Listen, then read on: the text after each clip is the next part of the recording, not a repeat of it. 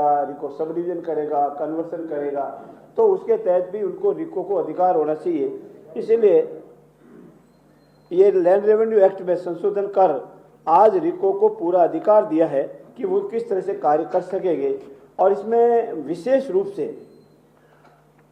औद्योगिक क्षेत्र में जो भी रिको के कार्य होंगे उसके बाद अब वो वैलिड माने जाएंगे। अब कोई भी ये चैलेंज नहीं कर सकता कि रिको को ट्रांसफर करने का राइट नहीं है, रिको को सब डिवीजन करने का राइट नहीं है, रिको को फर्दर सब लीज देने का अधिकार नहीं है, डिवीजन का अधिकार नहीं है।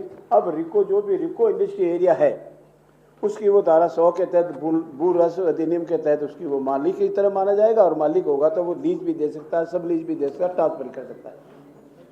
ये महत्वपूर्ण अमेंडमेंट है। और साथ ही साथ आज हमने एक शिक्षा के संबंध में भी, क्योंकि हम लोग सब भारतीय हैं, हम उस गुरुकुल परंपरा से आए हैं, जिस परंपरा हमारे यहाँ गुरुकुल माना जाता था, गुरुकुल हुआ करता था, और हम विश्व में विश्व गुरु के नाम से माने जाते थे। हमारे बड़े बड़े आश्रम होते थे, गुरुजी होते थे, पढ़ाते थे, और उसकी एक परंपराएं थी। तो उसी में हमारे जो वाइस चांसलर है और कोई जो पद नाम से जाना जाते थे, vice chancellor, pro vice chancellor, उसको आज से हमने कुल गुरु और प्रतिकुल गुरु के नाम से जानेंगे। ही हमने यूनिवर्सिटी एक्ट में अमेंडमेंट किए। उनके आज की जो परिभाषा होगी, कुल गुरु और प्रतिकुल गुरु, जो वाइस चांसलर है वो कुल गुरु, जो प्रो वाइस चांसलर है प्रतिकुल गुरु के नाम से जाने जाएंगे। ये मोटे मोटे रूप में आज कैबिनेट ने अप्रूव किए हैं। बाकी और महत्वपूर्ण विषय हैं जिसके संबंध में मैं, मेरे साथी और जिनके पास हमारे विभाग का सबसे महत्वपूर्ण दायित्व है पेयजल का, और पूरी क्षमता से राजस्थान को, जनता को पेयजल सुलभ कराने का पूरा प्रयास कर रहे हैं। आज एक कन्याराज से अनुरोध करूंगा कि रिमेनिंग प्रतिकुल गुरु, चांसलर तो हुआ कुल गुरु। हाँ जी, एक सेकंड ले लो, आराम से ले लेंगे एक बार। कुल गुरु और प्रतिकुल गुरु, वाइस चांसलर और प्रो वाइस चांसलर, दो अलग है ना, कुल गुरु अलग है। जो जो अमेंडमेंट जो राजस्थान से बिल पास करेगा उस सब के लिए लागू होगा। नमस्ते। यूनिवर्सिटी अमेंडमेंट होगा, समय लगेंगे। विकसित राजस्थान और जिस तरह से राइजिंग राजस्थान के तहत राजस्थान किस तरह से यहाँ पे इन्वेस्टमेंट आए, पिछले 10 वर्षों के अंदर राजस्थान के अंदर लॉजिस्टिक के लिए इंफ्रास्ट्रक्चर, चाहे डेडिकेटेड फ्रेट कॉरिडोर हो, चाहे दिल्ली मुंबई एक्सप्रेसवे हो, चाहे जामनगर अमृतसर एक्सप्रेस हो, जिस तरह से विकसित हुए। बाकी जो माल आता है उसको किस तरह से समय के ऊपर नीचे लोगों के पास सप्लाई दे सके, किस तरह से स्टोरेज कर सके, इसके लिए राजस्थान लॉजिस्टिक पॉलिसी 2025 आज कैबिनेट के अंदर लेके आए। इसमें मुख्य उद्देश्य है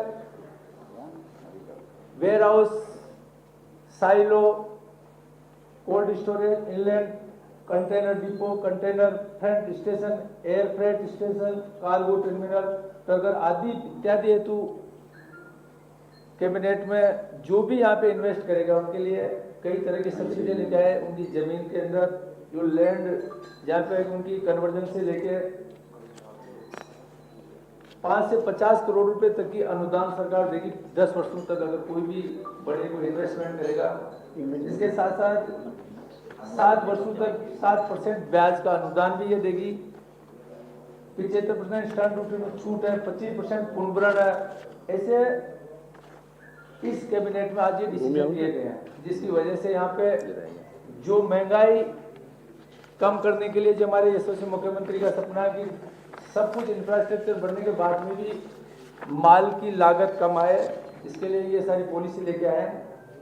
आज राजस्थान में जिस तरह से युवाओं का भविष्य है, 28% आज राजस्थान की पॉपुलेशन में युवाओं की भागीदारी है 19 से 35 साल तक। इनका किस तरह से जो एक बेरोजगारी बहुत ज़्यादा समस्या है, समय पे उनका काउंसलिंग नहीं होने की वजह से उसको क्या करना है, किस सेक्टर में उसको जाना है, इसके लिए इस पॉलिसी के तहत आज इस मंत्रिमंडल के अंदर जिस तरह से बजट 2024-25 में मुख्यमंत्री जी ने घोषणा की थी युवा नीति लाने की, आज इसका ड्राफ्ट कैबिनेट में आया गया। विधानसभा में ये भी बिल पास करेंगे। जिस तरह से बच्चे के अंदर किस तरह से अच्छी एजुकेशन हो, उसका अच्छा कौशल हो, स्वास्थ्य, रोजगार, उसको क्या आइडिया है, किस तरह से आज हरित राजस्थान में किस तरह से उसकी भागीदारी नहीं, इसके लिए स्टेट से लेके जिले से लेके ब्लॉक से लेके हर पंचायत सेक्टर पे वहाँ का जो ग्राम सचिव से लेके उस किस तरह से बच्चों की काउंसलिंग हो, कि ये पॉलिसी के तहत इसमें भी हमारी सरकार काम करने जा रही है। आज कैबिनेट में ये भी डिसीजन किया, इसमें आने वाले समय के अंदर राजस्थान में हमारे युवाओं का किस तरह से भविष्य उज्ज्वल हो, किस तरह से उनको आगे बढ़ाने उनकी भागीदारी रही, ये भी आज इसमें हुआ। कार्मिक कल्याण विभाग में राजस्थान उद्योग विभाग के अंदर कर्मचारियों को चौथी पदोन्नति कैसे मिले, इसके लिए भी आज इसमें अमेंडमेंट आया। अतिरिक्त आयुक्त उद्योग वाणिज्य का पद सृजित किया जाएगा, ये भी आज इसमें डिसीजन किया गया है। इसके साथ साथ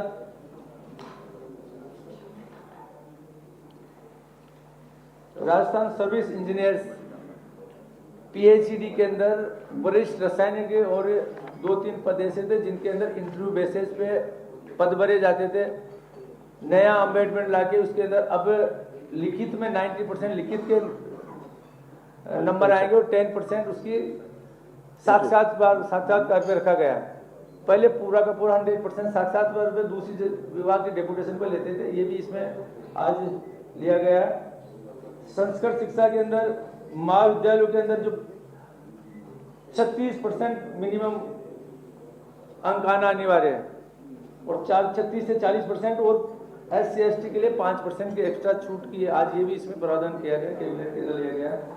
बाकी किस तरह से हमारा जो राजस्थान 2047 विकसित हो, जो ग्रीन एक्सप्रेस वे पिछली बजट के अंदर जो 9 ग्रीन एक्सप्रेस वे बनाने की जो घोषणा की थी, उसके 30 करोड़ रुपए उसकी DPR के लिए दिए थे, तो इनका उपयोग कैसे हो, किस तरह से आज मुख्य ये डिसीजन किया गया। बहुत बहुत धन्यवाद आदरणीय कल्याणलाल जी। मित्रों, मैंने जो वाइस चांसलर और चांसलर के बताए वो इंग्लिश वर्जन में वाइस चांसलर और चांसलर पद से नाम से ही पढ़े जाएंगे। हिंदी वर्जन में गुरुकुल और प्रतिगुरुकुल रहेगा, इंग्लिश वर्जन जहाँ भी है उसमें वही रहेगा। 4 हमने लैंड अलॉटमेंट के आज निर्णय लिए हैं, क्योंकि हमारा जो एनर्जी का विषय है वो हमारे लिए सबसे महत्वपूर्ण है। एक तो अक्षय ऊर्जा इकाइयों के लिए ट्रांसमिशन प्रणाली से जो सिरोही जिले के शिवगंज तहसील के कैलाश नगर में ग्राम बागील खेड़ा में राजस्थान भूमि 2 के तहत 74.96 हेक्टेयर भूमि इस केवी सब स्टेशन के लिए अलॉट की है। जैसलमेर जिले के फतेहगढ़ में बांसड़ा, मंगरा, कोठा एवं देवड़ा में 200 मेगावाट क्षमता के सोलर प्रोजेक्ट हेतु 292.53 हेक्टेयर भूमि NTCP के रिन्यूएबल एनर्जी को दी गई है। जैसलमेर जिले के फतेहगढ़ में कोटा एवं हरबा में 358 मेगावाट क्षमता के सोलर प्रोजेक्ट हेतु 672.59 हेक्टेयर भूमि सेनेटिका रिन्यूएबल एनर्जी इंडिया लिमिटेड को दी गई है। और बाड़मेर जिले के शिव तहसील में राजस्व ग्राम नेगड़ा एवं कालीजाल में 300 मेगावाट क्षमता के सोलर प्रोजेक्ट हेतु कुल 162 हेक्टेयर भूमि IB वाग्ड सोलर 7 प्राइवेट लिमिटेड को सशर्त दी गई है। इसी प्रकार फलोदी के हमारा जो फलोदी नया जिला बना है उसके बाप तहसील के ग्राम नौक में 111.4 हेक्टेयर भूमि 400 मेगावाट क्षमता सोलर प्लांट हेतु प्रेरक ग्रीन टेक सोलर प्रोजेक्ट को आधारित की गई है। हम क्योंकि सोलर में आत्मनिर्भर होना चाहते हैं, इसीलिए भूमि आवंटन की गई है। आज की बैठक में बहुत ही महत्वपूर्ण निर्णय लिए गए हैं। जी सर बताएं। आराम से एक मैं 2 परिचय कराना भूल गया था। हमारे बीच में मीडिया सलाहकार गिरीश जोशी जी बैठे एवं DIPR भी हमारे साथ में हैं। और कोई क्वेश्चन हो तो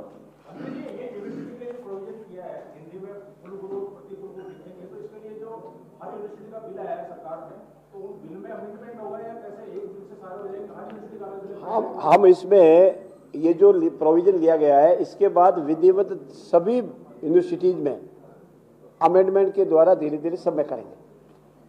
आइंदा क्वेश्चन और युवा नीति को लेकर थोड़ा स्पष्ट करो, युवा नीति में क्या खास रहेगा? युवा नीति लाया है साथ में, उसमें क्या खास है? युवा नीति में किस तरह से बच्चे का संपूर्ण विकास कैसे हो, किस तरह से उसकी काउंसलिंग हो कि बच्चा 12th तो करने के बाद में उसको ये नहीं रहता कि मैं कौन से जॉब में जाऊं, मेरा भविष्य क्या है। गांव के अंदर उसकी प्रॉपर काउंसलिंग करने के लिए ये हर पंचायत हेडक्वार्टर के ऊपर इस पॉलिसी के तहत उसको बच्चे को गाइड दी जाएगी कि किस लेवल पे कौन से जाना है, राजस्थान के भविष्य के लिए तेरी क्या क्या अच्छा काम कर सकते हो, किस तरह से हरित राजस्थान से लेके खुद का कौशल विकास कैसे हो, किस जॉब में जाना है, किस लेवल पे उसकी ये सारी नीति काउंसलिंग कौन करेंगे मंत्री के अलग से पद सृजित होंगे? काउंसलिंग करने के लिए अलग से इसके अंदर कैबिनेट मिनिस्टर, इसके अलग इसका विभाग के तहत अलग बनेगा, उसमें नीचे तक उसका विभाग ग्राम विकास से लेके स्कूल का जो भी मेन होगा वो सारी चीज इसमें पॉलिसी के तहत बिल्कुल लेके आएंगे।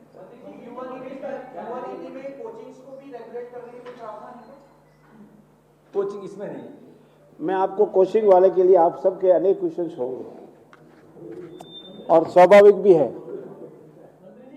जी। मैं हमारी बात पूरी कर दूं, मेरी बात पूरी कर दूं। देखिए, हमारे सबके लिए बहुत ही संवेदनशील विषय है।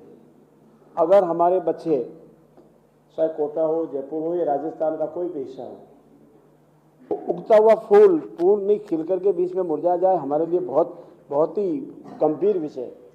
इसके लिए किसी एक को दोषी हम आज की ठहरी स्थिति में नहीं है।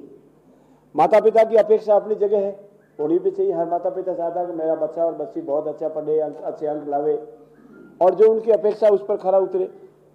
जो कोचिंग इंस्टीट्यूट है वो सब हमारा रिजल्ट सबसे टॉप रहे। हम लोग भी चाहते हैं कि हमारा राजस्थान में अच्छे से अच्छे IAS बने, RS बने, IPS बने, फॉरेस्ट सर्विस में जावे, फॉरेन सर्विस में जावे, ये सबकी अपेक्षाएं रहती है।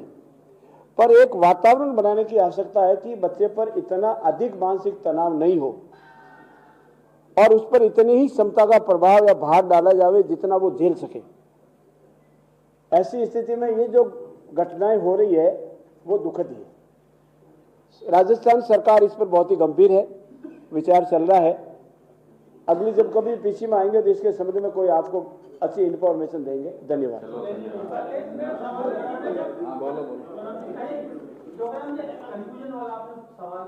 बताएं, क्लियर कर दें।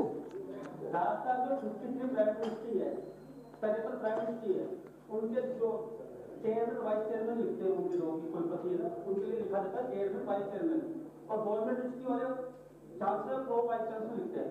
तो 53 यूनिवर्सिटी वाले हैं, ये जो हमने जो एक्ट लाया है, यूनिवर्सिटी एक्ट लाया है, जो पहले से वाइस चांसलर प्रो वाले इंग्लिश वर्जन है उसमें एज इट इज रहेगा, किसी का होने वाला है। और जो हिंदी वर्जन आएगा उसमें ये लिखा जाएगा। धन्यवाद। हाँ, बोलो बिल नहीं, अब तो लिया है हाउस में। हाँ, काफी अच्छे उसमें जो सजाए हैं, तो उसको किस तरीके से देखते हैं, इस पर रिएक्शन दे दीजिएगा। देखिए, इस पर अपनी जब ये मंत्रिमंडल में इस बिल का अप्रूवल हुआ तब आपके हमारी बहुत बड़ी लंबी वार्ताएं हुई। सजा के क्या क्या प्रावधान है, क्यों लगाना जरूरी हुआ, इससे क्या समस्याएं उत्पन्न हो रही है, इससे क्या भविष्य में बेनिफिट होगा। पर फिर भी रिपीटेशन के कॉस्ट पर समाज में अनेक तरह की विसंगतियां, कुसंस्कृति और माता पिता पर अनेक तरह के भार बढ़ रहे थे। अनेक स्थानों पर धार्मिक उन्माद की समस्या भी पैदा हो जाती थी। इसीलिए अगर कोई स्वेच्छा से अपना धर्म परिवर्तन करता है, इसमें रोक नहीं है, पर उसमें इतनी सी कंडीशन है कि वो अपनी एप्लीकेशन जिला मजिस्ट्रेट और कलेक्टर के यहाँ लगा दे, उसकी विधिवत सुनवाई होगी। अगर वो अपनी पूर्ण फ्री विल से स्वेच्छा से करता है उसमें छूट है। लेकिन ये पूरी बात कर दूं आराम से, कहीं नहीं है प्रधान जी। अगर परंतु कोई प्रलोभन देकर तू ये करेगा तो मैं तेरे साथ ये कर लूंगा, तेरा ये हो जाएगा, तेरा परिवार के 3 पीढ़ी सुधर जाएगी, तेरे घर बन जाएंगे, तेरे ये हो जाएंगे, या गलत तवज्जो दिलाकर तू मेरे साथ आएगा, मेरे तो इतना ये है, मेरा होगा, तेरा कल्याण हो जाएगा, तेरे 7 पीढ़ी का कल्याण हो जाएगा, या उसकी मानसिकता जो बच्चे की परिपक्व नहीं हुई है उसका फायदा उठाकर अगर धर्म परिवर्तन करवाता है, जिसको हम जबरदस्ती धर्म परिवर्तन की डेफिनेशन में लेते हैं, उस डेफिनेशन में अनेक तरह की क्लॉज दी गई है, उसको प्रोहिबिट किया गया है। उसके लिए एक बार करता है तो क्या सजा का प्रावधान है, समूह के रूप में करते हैं तो क्या सजा का प्रावधान है, इंडिविजुअली करता क्या प्रावधान है, वो प्रावधान किए गए। राजस्थान के परिप्रेक्ष्य में, हिंदुस्तान के परिप्रेक्ष्य में ये प्रोग्रेसिव बिल है, प्रोग्रेसिव एक्ट आएगा, सबके लिए फायदा होगा, सभी धर्मों सभी जातियों के लिए फायदा होगा। और हमारी जो लफ्ज याद है, ऐसे जो रोज अनेक प्रकरण आते हैं उसकी करीब रूप से समाप्ति हो जाएगी। किसी को नहीं करना चाहिए।